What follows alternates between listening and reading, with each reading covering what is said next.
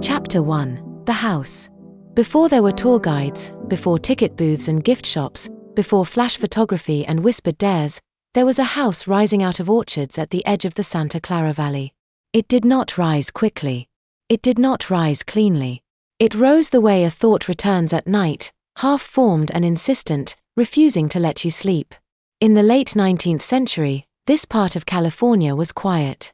San Jose was still more agricultural than industrial, defined by fruit trees and dirt roads rather than freeways. The air smelled of blossoms and cut wood. Against that pastoral backdrop, the sound of constant construction stood out like a wound that would not close. Hammering did not stop. Saws did not rest. Wagons arrived with lumber and left empty. Day after day, year after year, something was being added, altered, undone, and rebuilt. The woman responsible rarely supervised directly. She did not shout orders or stand over workers with blueprints. She signed checks. She approved changes. She allowed the work to continue without an end date. Her name was Sarah Winchester, and by the time this house began to sprawl outward and upward, she was one of the wealthiest women in America. Sarah's wealth did not come from invention or speculation. It came from inheritance layered on top of inheritance. Her husband, William Wirt Winchester, had inherited the family firearms business. The Winchester rifle was already infamous. It had traveled west with settlers, soldiers, and lawmen. It had been present at battles, massacres, and quiet killings that never made the history books. It was praised as a marvel of engineering and cursed as a machine of relentless efficiency. When William died in 1881, Sarah inherited both the fortune and the shadow that came with it. Grief arrived earlier than wealth. Sarah and William's only child died in infancy. The loss hollowed out their marriage and never truly healed. When tuberculosis took William years later, Sarah was left alone with more money than she could reasonably spend and more sorrow than society knew how to address. This was an era before grief counseling, before trauma had a name. Mourning was public, ritualized, and often permanent. Spiritualism flourished in that space. Séances were not fringe entertainments. They were fashionable, respectable, and often led by educated women. The dead were not gone, the movement promised. They were simply on the other side of a veil. With the right conditions, the right focus, and the right sensitivity, they could be heard. It is here that the story begins to fracture. Some say Sarah was told she was cursed. Others say she sought comfort, not prophecy. Some claim she believed the spirits of those killed by Winchester rifles were following her, demanding acknowledgement, demanding space. Others argue she was an eccentric widow indulging in architectural experimentation, buffered from criticism by extreme wealth.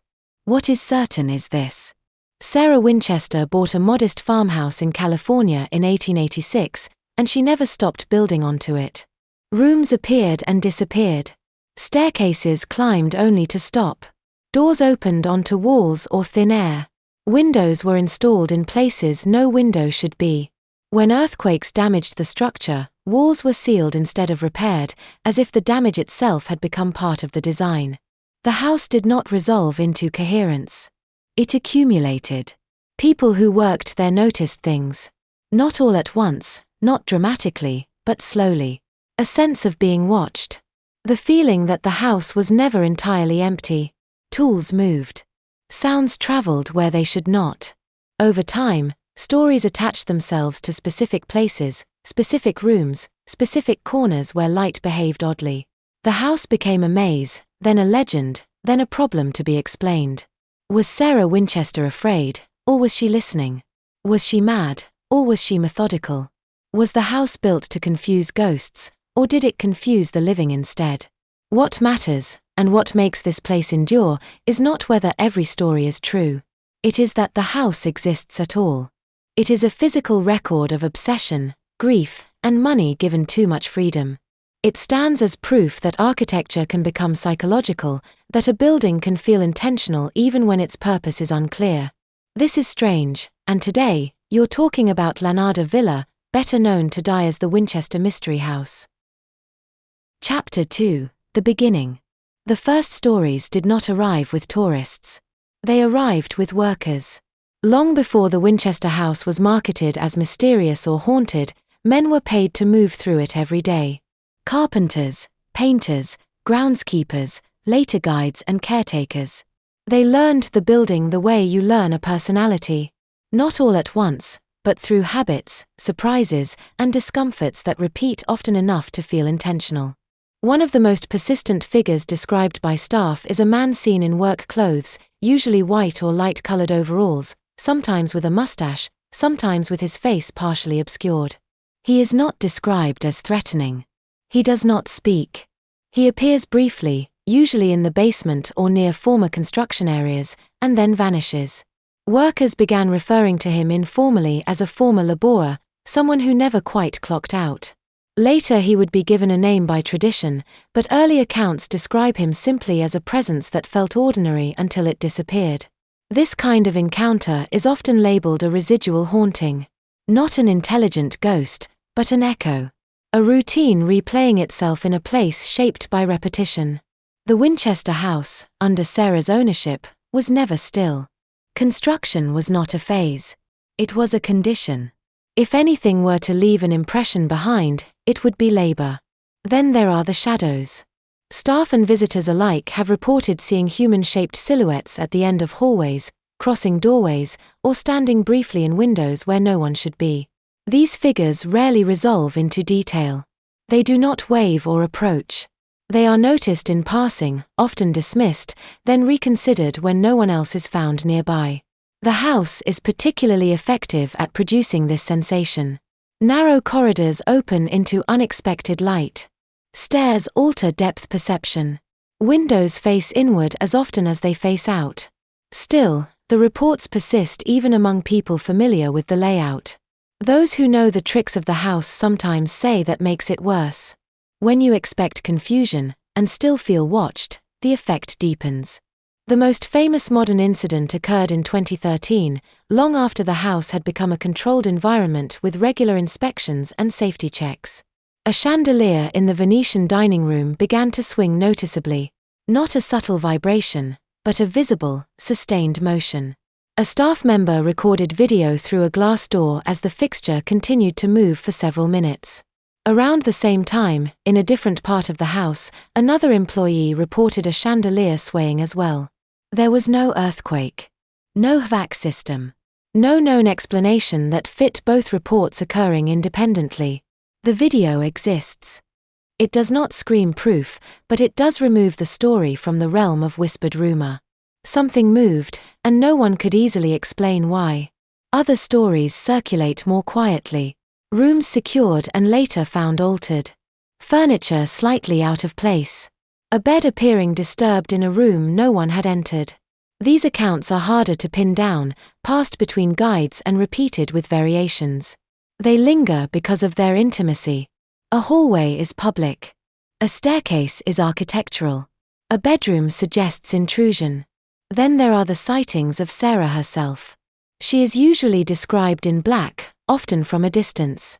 A woman crossing a landing, standing near a window, or moving slowly through a room before dissolving into shadow. These sightings are not dramatic. No one reports conversation. No one claims she reaches out. She is seen the way you notice someone in your peripheral vision and turn too late. It is tempting to collect these stories like evidence, to stack them and demand a verdict. Haunted or not. Real or imagined. But the Winchester House resists that framing. The encounters do not form a single narrative. They form a pattern of unease. A sense that the house remembers being occupied, remembers motion, remembers purpose, even when empty. What makes these stories endure is not their shock value. It is their consistency. They suggest a place shaped so completely by one person's grief and persistence that it learned to behave as if she were still there. Moving. Watching. Listening. And as the stories multiplied, the question shifted. Not whether Sarah Winchester was haunted by the dead, but whether the house itself had learned how to haunt the living. Chapter 3: The Midnight Hour. By the time the Winchester House had begun to acquire a reputation, one detail surfaced again and again, repeated so often it hardened into something like fact. Midnight. According to later accounts, Sarah Winchester retired from public life early each evening. At precisely 12 o'clock, she was said to enter a small room near the center of the house, often identified as the Blue Room or Séance Room. There, she supposedly sat alone and listened. What she listened to depended on who was telling the story. Spirits of the dead. Victims of the Winchester rifle. Messengers from the other side with instructions she was required to follow. By morning, those instructions allegedly became architecture. New rooms would be added. Old ones altered. Staircases redirected. Doors sealed. The house did not expand according to a master plan but according to nightly revelation. If construction ever stopped, Sarah was warned, the spirits would turn on her. This is the version of the story most people know. It is also the version with the weakest contemporary documentation. There are no surviving diaries in which Sarah Winchester describes séances. No letters in which she records conversations with spirits. No newspaper accounts from her lifetime that describe her as believing herself cursed. The midnight séance narrative appears primarily after her death in 1922, repeated by guides, journalists, and later promotional material once the house opened to the public in 1923. What does exist are records of routine behavior that look strange only in hindsight. Sarah Winchester kept unconventional hours. She slept during the day and was active at night, a pattern not unusual for people dealing with chronic pain, insomnia, or grief. She employed workers in shifts so construction could continue late into the evening, sometimes around the clock. She paid them well and avoided personal interaction, communicating through foremen and written instructions. The so-called séance room itself is a small, inward-facing space with only one entrance and two exits. One door opens normally.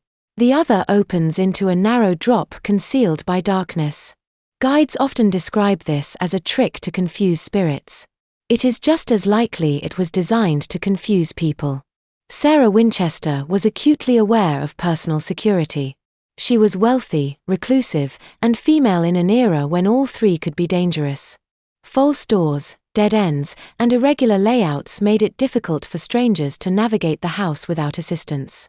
Several staircases include shallow risers and irregular steps, sometimes attributed to spiritual symbolism, but more plausibly built to accommodate Sarah's severe arthritis, which limited her mobility later in life. Even the number symbolism often cited by guides begins to fray under scrutiny. 13 hooks, 13 panes, 13 steps. Some exist. Many do not. Others were added decades later during restoration or reconstruction. The house was damaged significantly in the 1906 earthquake, losing several upper floors. Entire sections were sealed off afterward, not rebuilt. What survived did so unevenly. Still, the midnight hour refuses to disappear from the story. Former staff members have described an odd quiet that settles over the house late at night, even now. Tours end. Lights dim. The building cools. Sounds carry differently. The central rooms, especially those without exterior windows, feel insulated from time. People working after hours report checking clocks more often than usual, convinced time has slowed. Midnight is not special because spirits prefer it. Midnight is special because it marks a threshold. One day ends. Another begins. In grief, thresholds matter. They become moments when the world feels thin, when absence presses hardest. Sarah Winchester may never have spoken to the dead. But she lived in a way shaped by them. Her fortune came from violence she did not witness. Her losses came quietly and without explanation. Night after night, she occupied a house that refused symmetry or closure, a structure always in process, always incomplete. If she listened at midnight, it may not have been for voices from beyond. It may have been for the only thing left that felt responsive. The house itself. Chapter 4: A House That Learns You.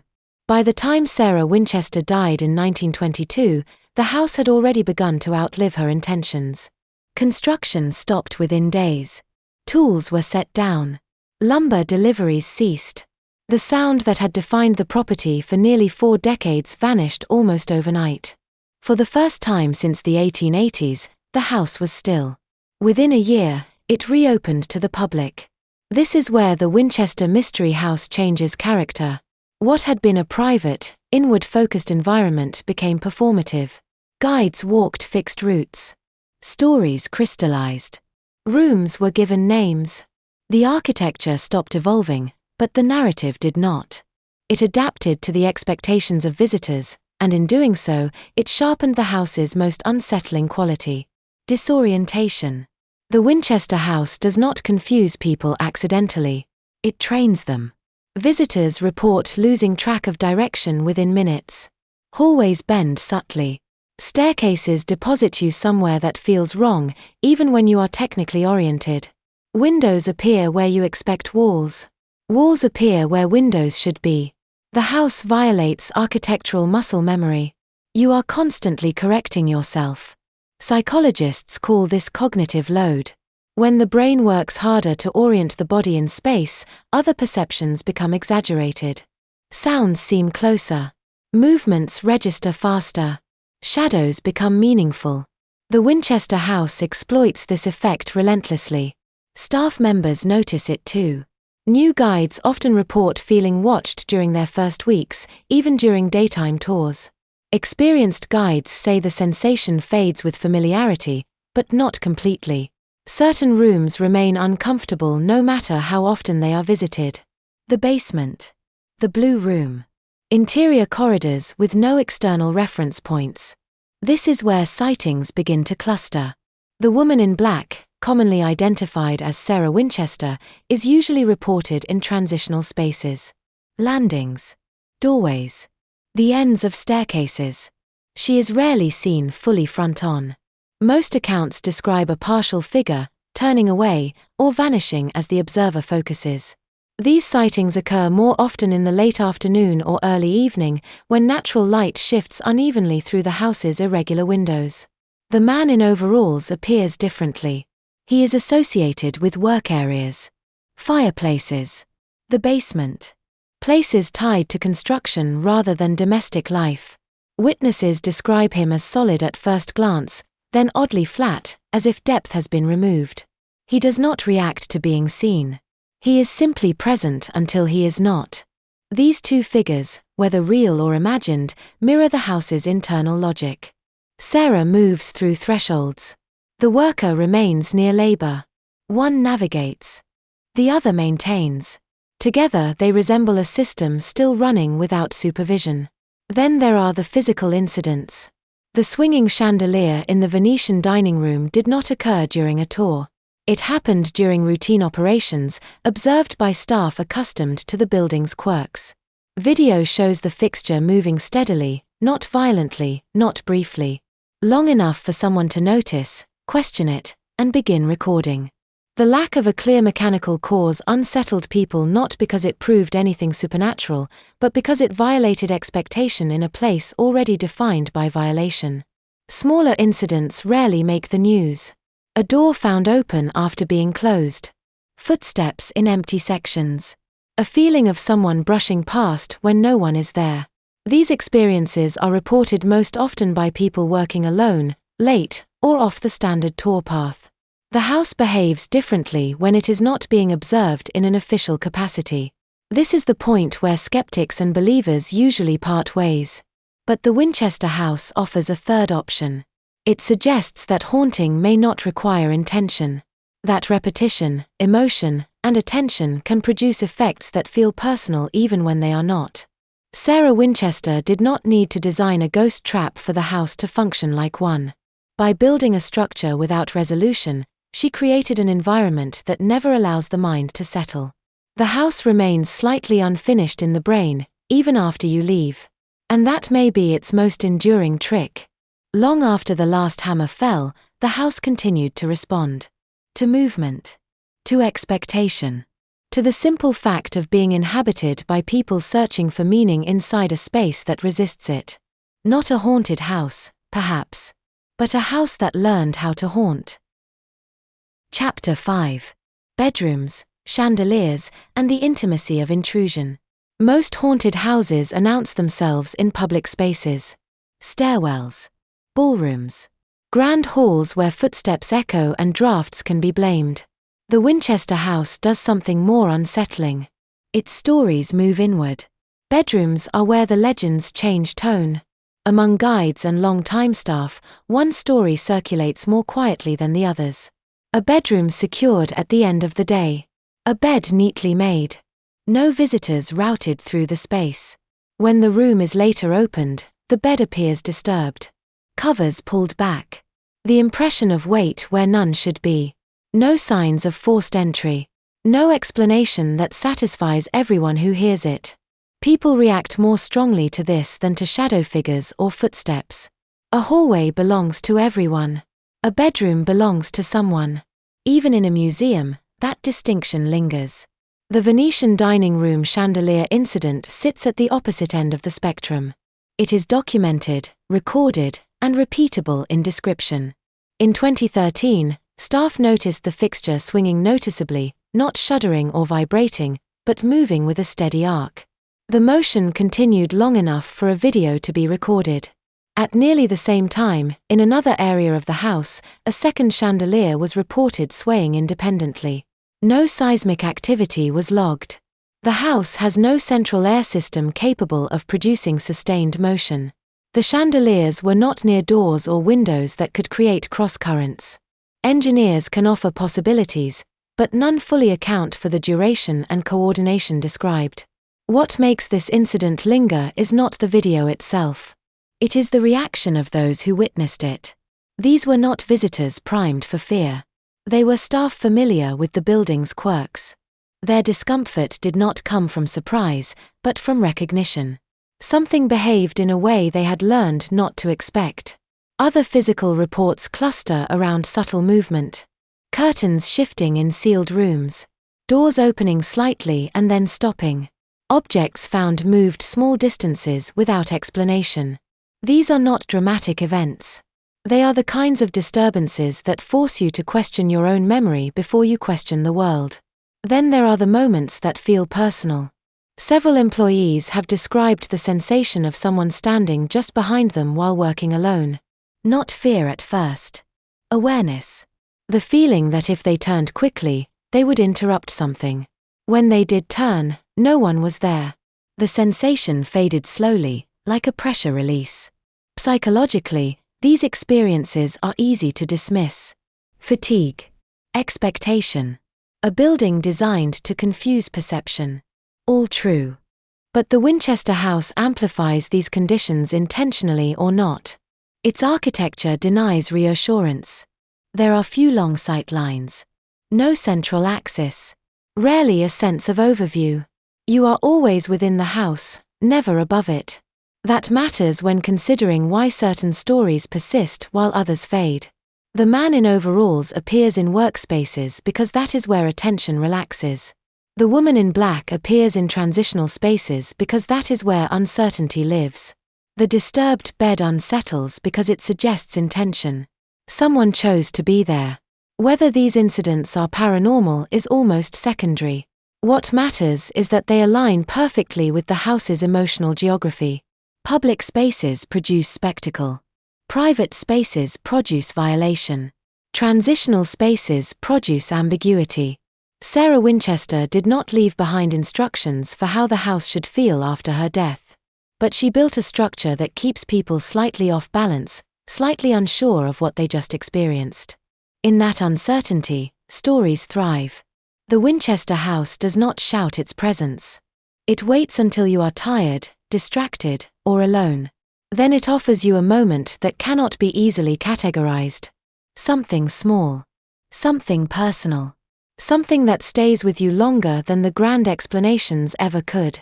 And that is why, long after the tours end and the lights are lowered, people still hesitate before closing certain doors. Chapter 6. After the house opens its eyes. When the Winchester House became a tourist destination, something subtle shifted. The building stopped being private grief made physical and became a place where thousands of people arrived already carrying expectations. Fear. Curiosity. Excitement. Skepticism. All of it walked through the same narrow halls and crowded staircases. That matters more than most ghost stories admit. Once the house opened to the public in 1923, guides began to notice patterns that had not existed before. Certain rooms provoked the same reactions again and again. Visitors slowed without being told to. Voices dropped instinctively. People laughed nervously in places that were not humorous. Others became irritated or restless for no clear reason. These reactions were not evenly distributed. They clustered. The Blue Room was one of them. Interior, dim, insulated from outside sound and light, it created a sense of enclosure that lingered even after leaving. Visitors often described feeling pressed, as if the air were thicker. The basement produced a different effect. People felt exposed there, watched from behind rather than surrounded. Guides learned to position themselves carefully, not because anything happened, but because the space demanded orientation. Employees working after hours noticed another change once tours became routine. The house no longer felt simply empty when cleared of visitors. It felt paused.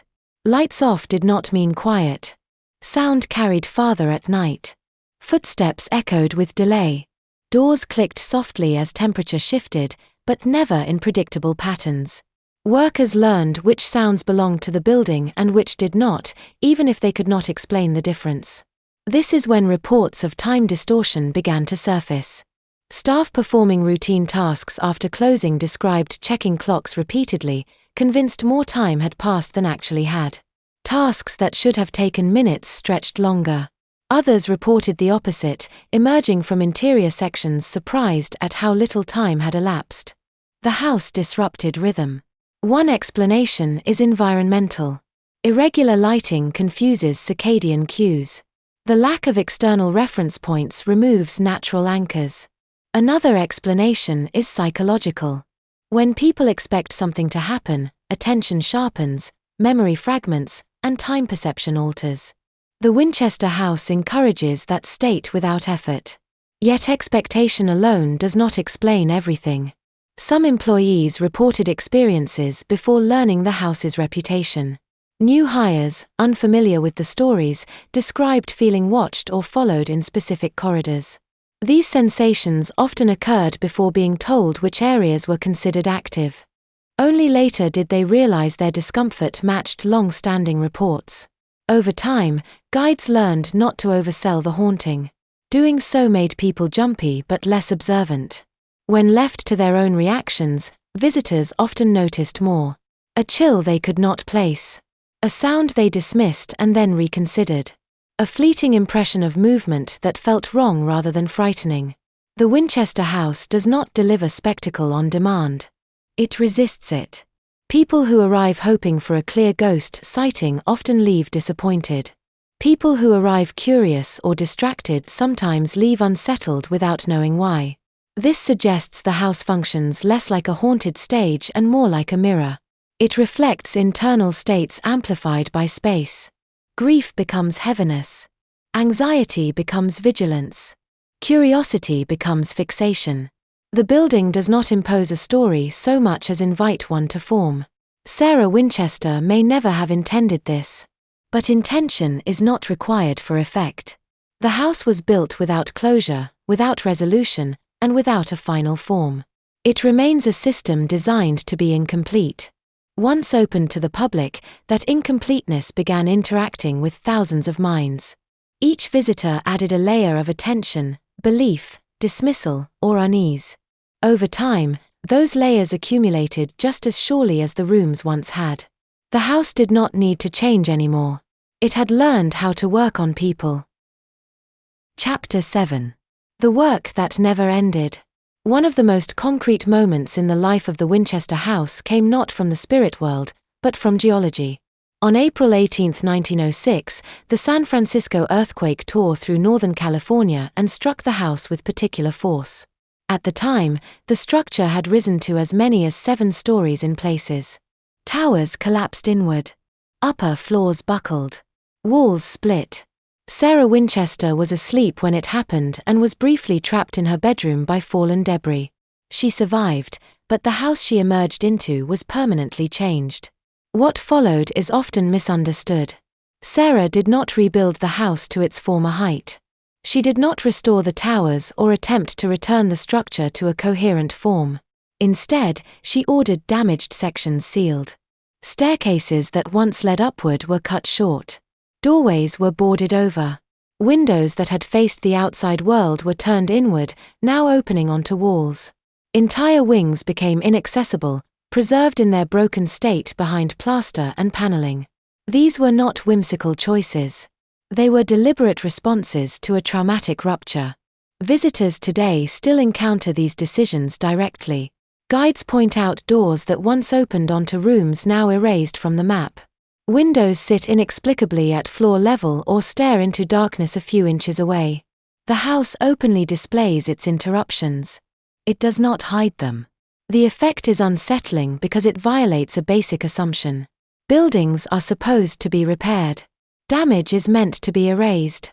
The Winchester House refuses that logic. It incorporates loss instead of correcting it.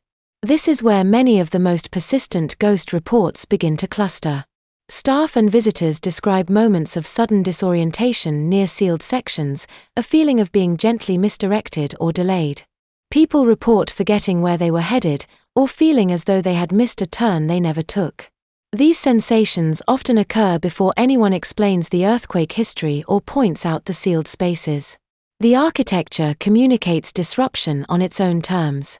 The figure most often associated with these areas is the man in work clothes.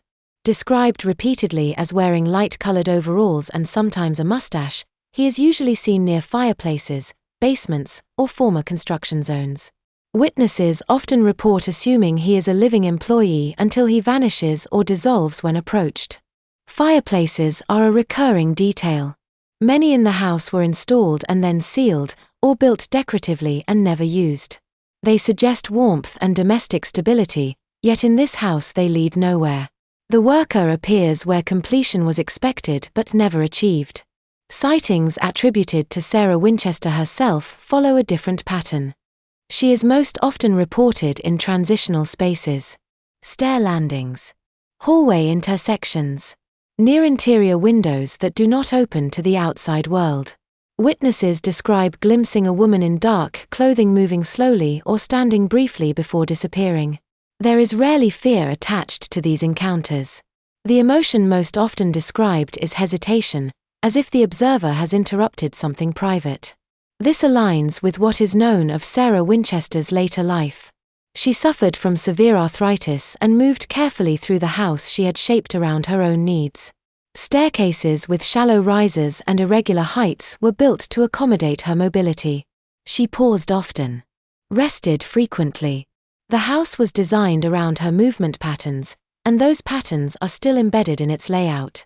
If the house remembers her, it remembers her in motion, not at rest.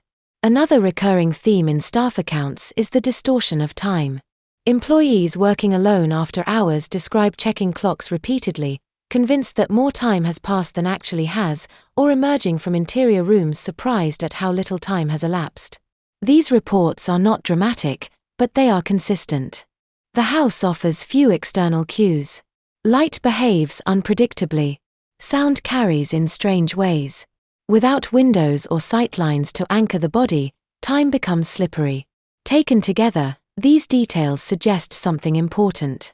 The Winchester House does not behave like a stage waiting for ghosts to perform. It behaves like a system that was interrupted mid-process and never reset. Construction stopped abruptly after Sarah's death. The rhythm that had defined the space for decades vanished. What remains is a structure still shaped to expect continuation. Movement. Adjustment. Work. That may be the most unsettling thing of all. The Winchester Mystery House does not feel haunted because something is trapped there. It feels haunted because something was never finished, and the house still behaves as if it is waiting for the work to resume. Chapter 8. Meaning, not proof. At some point in every conversation about the Winchester Mystery House, someone asks the wrong question. Is it really haunted? Are the ghosts real? Can any of this be proven? The house does not reward that line of thinking. What makes the Winchester Mystery House endure is not that it offers evidence, but that it offers coherence. Not architectural coherence, but emotional coherence. Every major story attached to the house aligns with something concrete. Grief, labor, violence, disorientation, interruption. These are not abstract themes layered on later. They are built into the structure itself. Sarah Winchester inherited wealth tied directly to one of the most lethal consumer products in American history. The Winchester rifle did not merely exist alongside westward expansion and war. It accelerated them. It made killing more efficient, more distant, more survivable for the person pulling the trigger.